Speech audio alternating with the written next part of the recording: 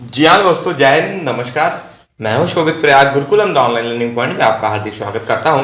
और आज हम लोग बात करेंगे हृदय की। जी हाँ, हृदय की बात करेंगे कि हृदय कैसे कार्य करता है, कहाँ स्थित होता है और क्या क्या इसके कार्य हैं, इसमें कौन सा रोग किस नाम से पाया जाता है। और यहाँ से यूपी ट्रिपल एस सी पेट, एनटीपीसी ग्रुप डी और इन सब कॉम्पिटेटिव एग्जाम में सवाल आएंगे। तो आइए चर्चा करते हैं हृदय की। यदि आप चैनल पर नए हैं तो चैनल को सब्सक्राइब कर दें, वीडियो को शेयर करें और थम्स अप करना नहीं भूलिएगा। तो आइए बात करते हैं कि हृदय स्थित कहाँ होता है। तो वक्ष के बाईं ओर एक झिल्ली नुमा थैली में स्थित होता है। वक्ष के बाईं ओर एक झिल्ली नुमा थैली होती है, वहां के उसके अंदर स्थित होता है। कह सकते हैं कि हृदय का यह झिल्ली नुमा थैली एक आवरण होती है। फिर पंप की भांति कार्य करता है। यह हृदय किसकी भांति कार्य करता है? पंप की भांति कार्य करता है और शरीर में रक्त का संचरण करता है। बात ध्यान से समझिएगा, क्योंकि यहां से प्रश्न परीक्षाओं में सीधा आपके सामने आने वाले हैं और आप वहां पर सही ऑप्शन को टिक करके अपना 1 नंबर हासिल कर लेंगे।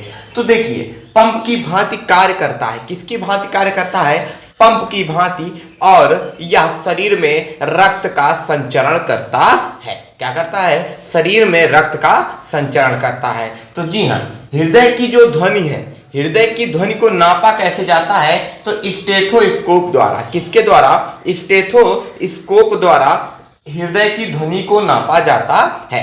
स्टेथोस्कोप द्वारा हृदय की ध्वनि को नापा जाता है। ठीक है, बात करते हैं हृदय की रोग की जांच कैसे होती है। तो यदि शरीर के मनुष्य के हृदय में कोई रोग है तो उसकी जांच होती है ईसीजी द्वारा, जिसे कहते हैं इलेक्ट्रोकार्डियो।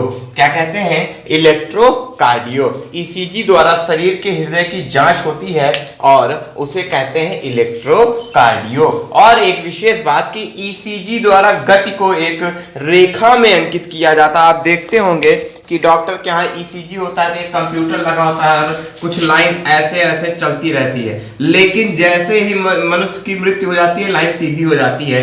तो इसी ग्राफ को इलेक्ट्रोकार्डियोग्राफ या ईसीजी ग्राफ कहते हैं। ये क्या होती है? ये जो लाइन होती है क्या होती है? ये होती है हृदय की गति की रेखा होती है। हृदय की गति की रेखा होती है। कौन सी? इलेक्ट्रोकार्डियोग्राफ या ईसीजी ग्राफ। ठीक है, अब बात करते हैं कि स्वस्थ मनुष्य का जो सिस्टोलिक प्रेशर है वह 120 और डायस्टोलिक प्रेशर 80 mmHg होता है। कैसे? ये क्या है प्रेशर? याद करिए, जब धमनी से रक्त जाता है तो उसकी स्पीड ज्यादा होती है। उसकी स्पीड, उसका दाब जो है वह ज्यादा होता है, जबकि सिराओं से जब रक्त लौटता है तो उसका दाब कम होता है। सीधी बात है, दीवार पे गया तो खूब तेज से गया और टकरा के लौटा तो धीरे से लौटा। यहां तक बात समझ में? तो धमनी से जाने वाला रक्त जो कि 120 mmHg होता है और सिराओं से लौटने वाला रक्त का जो प्रेशर है वो 80 mmHg होता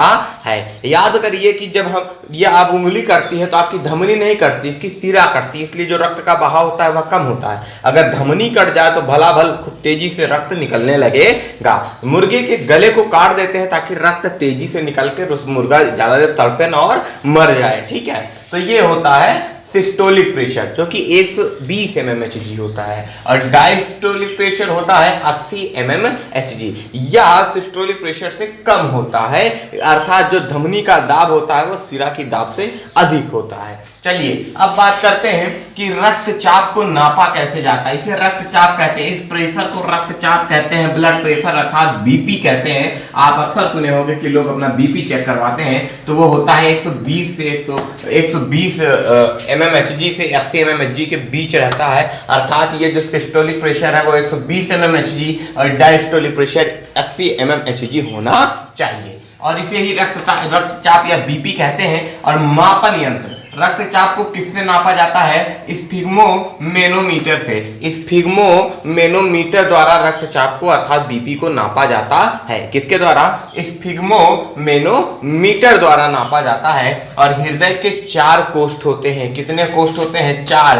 पहला होता है दायां आलिंद और बायां आलिंद, दायां आलिंद और दायां निलय, जहां से अशुद्ध रक्त का संचरण होता है। कहां से? दायां आलिंद और दाएं निलय से। जबकि बायां आलिंद आलिंद और बाएं निलय से शुद्ध रक्त का संचरण होता है। हृदय के कोष्ठ कितने होते हैं? 4। दायां आलिंद और दायां निलय, जहां से अशुद्ध रक्त का संचरण होता है, और बायां आलिंद और बाएं निलय से शुद्ध रक्त का संचरण होता है। हृदय के संकुचन एवं शिथिलन को संपूर्ण रूप से धड़कन या हार्ट बीट कहते हैं। तो बात समझ आज के बाद कोई बोले कि हार्ट बीट, तो हृदय का शिथिलन और संकुचन, शिथिलन और संकुचन को ही हृदय की हार्ट बीट या धड़कन बोलते हैं। वो धड़कन वाला नहीं, शिथिलन और संकुचन के सम्मिलित रूप से ही हृदय की धड़कन बोला जाता है। जी हाँ, यहाँ तक बात समझ में आई है। मिलते हैं अगली क्लास में हृदय के पार्ट 2 के साथ। वीडियो कैसा लगा इसको कमेंट बॉक्स में जरूर बताएं। चैनल पर नए हैं तो सब्सक्राइब कर दें और बेल आइकन को प्रेस कर दें ताकि आने वाली सारी अपडेट आपको मिल जाए। और यूपी SSSC पेट, NTPC ग्रुप डी और साइंस की जितने भी टॉपिक हैं वो आपको यहाँ पर बेहतरीन रूप से कराए जाने वाले हैं। तब तक के लिए जय हिंद। मिलते हैं अगले वीडियो में। धन्यवाद।